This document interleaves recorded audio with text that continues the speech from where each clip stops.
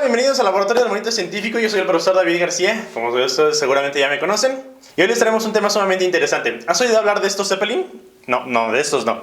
¿De estos Zeppelin? Ok. En particular son un sistema de transporte, o fueron un sistema de transporte que se utilizó mucho en la época de los 40s. Nada más que el detalle es que tuvieron muchos accidentes, como este Zeppelin. Tal vez el accidente más famoso de estos armatostes enormes que se creaban.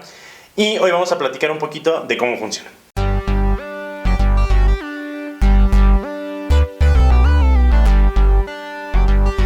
Antes que nada tenemos que recordar, porque la verdad es que es curiosísimo, estamos inmersos en un océano de aire, ¿no? Tenemos las partículas de aire, gracias a ello podemos respirar, de hecho, pero se nos olvida.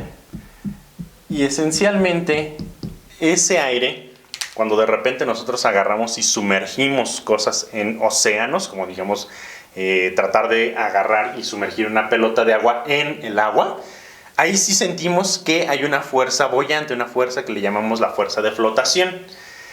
Y esa fuerza también la deberíamos de sentir, no solamente la deberíamos de sentir, la sentimos, nada más que estamos acostumbrados a ella, en cualquier fluido, en particular en la atmósfera. Entonces, cuando estamos nosotros sumergidos en esta atmósfera de aire, no solamente sentimos nuestro peso, sino sentimos una fuerza de flotación debido a la atmósfera en la que estamos inmersos. ¿Sale? Este principio en particular lo describió por primera vez Arquímedes, haciendo uso de agua, etcétera, etcétera. ¿No? Le dejaron un problema muy famoso, un problema que se llama el problema de la corona de Arquímedes. Y en particular de ahí nace la famosísima frase del Eureka, ¿sí? Y eso lo hizo casi 200 años antes de Cristo. Entonces a veces parece triste en el sentido de que hay veces que hay gente que no lo entiende el principio de flotación cuando tenemos ya casi 2000 años de que fue entendido por primera vez. Y obviamente pues uno pensaría que nuestra cultura evolucionó de tal manera que lo tendríamos que haber entendido bien. Y hay veces que, como les digo, tal vez porque se nos olvide que estamos adentro de esta atmósfera, o tal vez sencillamente porque no nos lo enseñan de la manera que nos tendrían que enseñar, y esta parte de aquí del principio de flotación a veces no es entendida del todo. ¿Qué nos dice el principio de Arquímedes? Lo vamos a hacer para un fluido un poquito más familiar como el agua, ¿no? Entonces, para que lo podamos ver, ¿no? Entonces, si nosotros agarramos y sumergimos un objeto dentro de este fluido y pudiéramos agarrar y sacar ese fluido, ¿no? El fluido que ocupa para propósitos prácticos, aquí todo lo que esté rayado de esta manera es el fluido. Entonces este es el fluido que estaba aquí adentro y nosotros pudiéramos pesar este fluido, ¿no? Entonces le voy a poner el peso del fluido. El principio de Arquímedes nos dice que este objeto que está sumergido va a sentir una fuerza hacia arriba igualita al peso de ese fluido, ¿sí? En palabras un poquito más, de alguna manera, del libro de texto, nos dice que la fuerza de flotación que siente un objeto es igual al peso del fluido desalojado, ¿no? ¿Qué quiere decir? Esto lo desalojó, lo quitamos de ahí, entonces está acá. Calculamos su peso y la fuerza que siente hacia arriba este objeto es igualita en magnitud, obviamente, al peso del fluido, ¿no? Obviamente que el peso va para abajo, ¿no? Estamos acostumbrados a que el peso va para abajo, y obviamente la fuerza de flotación es en ese sentido hacia arriba, ¿sale? Y esto precisamente nos permite entender por qué flota un barco, pero el detalle es que uno podría pensar, bueno, el barco está hecho de metal, pues en principio debería de ser como más pesado que el agua y entonces se debería de ir. De hecho, inclusive si ustedes agarran y avientan una moneda en la fuente de los deseos, seguramente va a irse al fondo y no va a flotar, ¿verdad? El detalle es que el barco esencialmente... Bueno, a ver qué tan buen dibujante soy. Vamos a poner aquí. Estas, aunque ustedes no lo crean, son las chimeneas del barco, que no, esas seguramente para los barcos modernos ya ni las han de traer, pero bueno, detalles para que vean que es un barco.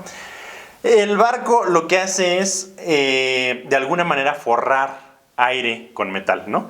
Si nosotros nos vamos adentro del barco, no está lleno de metal, ¿no? Está precisamente los camarotes, el cuarto de máquinas, etcétera, etcétera, pero esencialmente adentro hay aire. Entonces, todo el barco como tal es de alguna manera, si nosotros agarráramos y pudiéramos, de nuevo, agarrar y sacar este pedazo de agua, ¿qué es lo que ocupa el barco?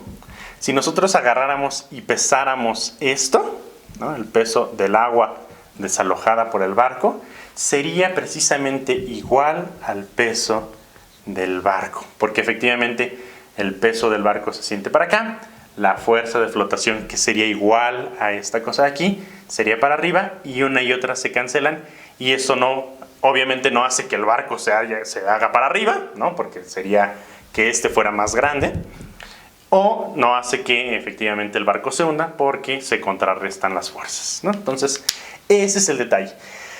Si nosotros agarráramos y comprimiéramos el barco, si le sacáramos todo ese aire de alguna manera que está encerrado aquí adentro, y hiciéramos un compacto del puro barco, efectivamente lo que haríamos es que imagínense que todo este barco lo compactamos y se hace una cajita de este tamaño. Obviamente el peso de todo esto es esencialmente el peso de todo esto, porque el peso del aire es relativamente poco, ¿no? Lo que está encerrado en ese aire, en ese barco. Y entonces vean ahora el agua que está desalojada, ¿no? Entonces el peso esencialmente es el mismo, pero ahora vean más o menos cuál es el agua que estamos sacando del barco. Entonces, pues obviamente la fuerza de flotación, en este caso el peso de el agua es mucho muy chiquito. Le voy a poner unas comillas aquí porque es el peso del agua distinto a este, y entonces esta sería la fuerza de flotación nueva, y entonces pues es una fuerza bien chiquitita, y entonces seguramente la fuerza del barco va a ser un peso muy grandote, y entonces eventualmente eso se va a hundir, ¿sí? Entonces esencialmente eso nos ayuda a entender qué pasa con los barcos o cómo funcionan de alguna manera los barcos. Y de nuevo, eso que tiene que ver con los Zeppelin, lo mismo, nada más que en vez de agua es aire. ¿Qué pasa si tenemos entonces ahora un globote así grandote? Lo voy a pintar como forma de pez porque prácticamente tenía forma de pez por el hecho de la aerodinámica, ¿no? Pero esencialmente ese es mi Zeppelin, ¿no? Entonces, esto esencialmente es un globo, ¿no? Aquí abajo tenían pues la cabina y todo el transporte, ¿no? Esencialmente era como un autobús con un globo arriba. Y entonces lo que hacían era llenar el globo de hidrógeno. Generalmente se llenaba de hidrógeno.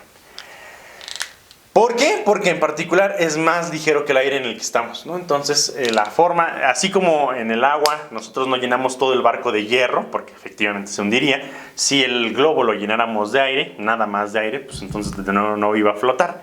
Teníamos que llenarlo de algo más ligero. Y en particular el hidrógeno era de alguna manera fácil de conseguir, fácil de producir, y pues entonces lo llenaban de hidrógeno. Entonces agarraban y hacían un globote, ¿no? Esencialmente muy muy muy grande.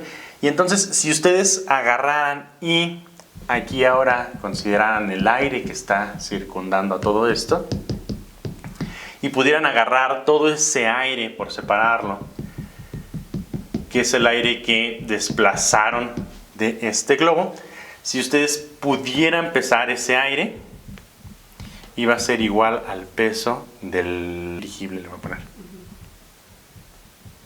¿No? También se conocen como dirigibles. Que es exactamente lo mismo que está pasando con el barco, ¿no? Entonces, si de repente lo inflaran un poquito más, el aire desplazado, tendrían que agarrar y poner un poquito más, y entonces es como efectivamente crece una fuerza de flotación un poquito más grande que el peso, y entonces esto se empieza a elevar, lo desinflan un poquito y entonces lo mantienen más o menos en control en cuanto a la altura que ustedes quieren, y así es como funcionan estos armatostes que en algún momento fueron un medio de transporte. El detalle es que estaban llenos de hidrógeno, y el hidrógeno es altamente inflamable. Entonces cualquier pequeño detalle que pudieran tener, o inclusive por la misma fricción de todos los motores que llevaban, o cosas por el estilo que de alguna manera calentaran un poquito más de lo que se debía calentar algunas partes del hidrógeno, pues era suficiente como para prender no solamente una parte del globo, sino que pues obviamente eso explotaba por completo, ¿no? Entonces desafortunadamente tenemos escenas no solamente del Hindenburg, que como les digo es el más famoso, sino a lo largo de toda la historia de los Zeppelin. Se tuvieron un accidente tras otro y eventualmente pues ya se tomó por abandonar esta idea de transportarse en estos grandes globos, ¿no? Para que vean un poquito de que esto no nada más viene a cuento de que de repente dijeron, pues imagínense el cuate que diseñó el Zeppelin, ¿no? El globo. De repente dicen, a ver, ¿cuántos metros de tela necesitas para recubrirlo? No, pues tráete unos 10. Lo hace y dice, no, ¿sabes qué? Eran 20. Y lo sigue haciendo y dice, no, ¿sabes qué? Creo que van a ser 50. Obviamente no funcionan así, ¿verdad? Entonces, de alguna manera, la gente que lo hace diseña el globo y obviamente tiene que tener un tamaño del globo. ¿Y cómo le hacemos para tener el tamaño del globo? Para que vean que lo que les enseñan en la escuela tiene sentido para esto. La fuerza de flotación, esencialmente, seguramente lo han hecho en clases, va a ser la gravedad por el volumen del objeto, ¿no? del globo. Y en este caso debería de ser la densidad del aire, que es lo que estamos desalojando, ¿no? Entonces podríamos calcular un poquito la densidad del aire. Y eso debería ser igual al peso de lo que queremos cargar. Nada más vamos a suponer que eso debe ser el peso del armazón, le vamos a poner como tal del dirigible. Y entonces vamos a suponer nada más números para que vean más o menos de qué tamaño son, ¿no? Entonces, vamos a ver, la densidad del aire, si ustedes la investigan, es esencialmente poco más, poco menos, alrededor de 1 kilogramo por metro cúbico. Y vamos a suponer que en particular, como les decía, hagan de cuenta que esto es un camión con un globote, ¿no? Tal vez la parte del globo no pesa tanto como debería. Esencialmente lo pesado es esto y los motores. Pero vamos a suponer, vamos a hacer un cálculo más o menos conservador. Un camión de pasajeros, sin los pasajeros, tiene un peso, vamos a ponerle exactamente el mismo peso al dirigible. Tiene un peso de 1, 2, 3, 4, 5, 6 newtons, ¿no? Un camión normalito, esencialmente un metrobús, ¿no? Bueno, tal vez no el metrobús completo, pero sí los camiones de la mitad del metrobús tienen más o menos este peso, ¿sí? La densidad del aire es alrededor de esto. La gravedad es más o menos 10, ¿no? Nada más para poder hacer el cálculo rápido. Y entonces vamos a ver cuánto es el volumen que debería tener un globo de este estilo, ¿no?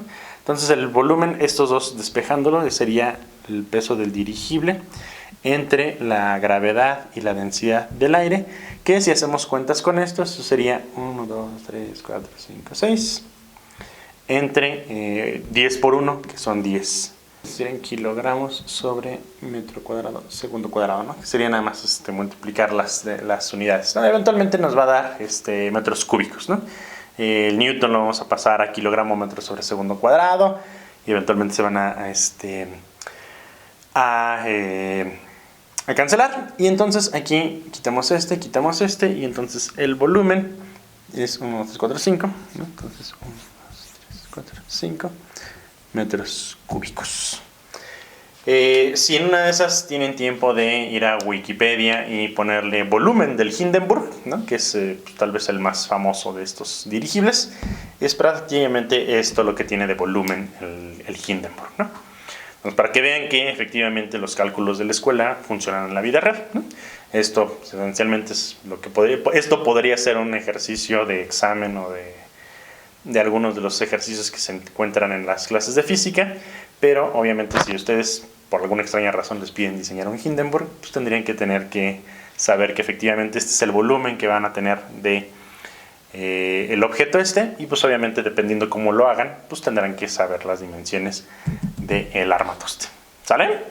Y ahora conoces ya los principios de física que soportan el funcionamiento de los dirigibles que inventó Zeppelin. Entonces espero les haya servido, les haya gustado y nos vemos en la próxima.